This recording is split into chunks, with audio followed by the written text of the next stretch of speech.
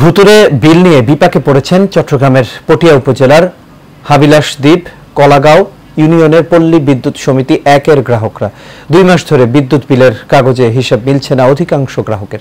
অভিযোগ উঠেছে বিদ্যুৎ অফিসের লোকজন গ্রাহকের বাড়িতে না এসেই অফিসে বসে বিল তৈরি করছেন, ফলে প্রতিটি বিলেই যোগ করে দেওয়া হয়েছে অতিরিক্ত টাকা। বারবার বললেও মিলছে না এর প্রতিকার, বরং বাড়ছে বিল। তবে পল্লী বিদ্যুৎ সমিতি ১-এর কর্মকর্তারা বলছেন অভিযোগ পেলে ব্যবস্থা নেওয়া হবে।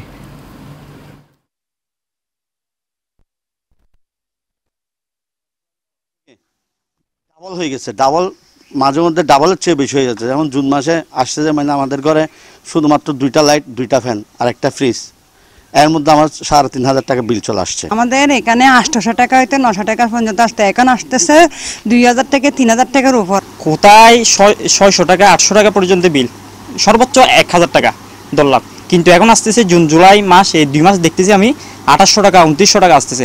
আর বিল বেশি প্রশ্নটা ব্যবহারজনিত কারণে বিল আসলে কতটুকু হবে এটা তো পরিমাপ করে মিটার, প্রতি মাসে মিটারে কত রিডিং জমা হলো ব্যবহারের এগেইনস্টে সেটা দেখে বিলটা করা হয়।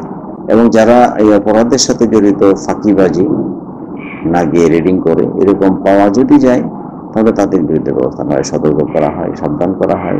কোনো সময় ক্ষেত্রে স্পেসিফিক বিষয় নিয়ম হলে পানিশমেন্টের আওতায় আছে।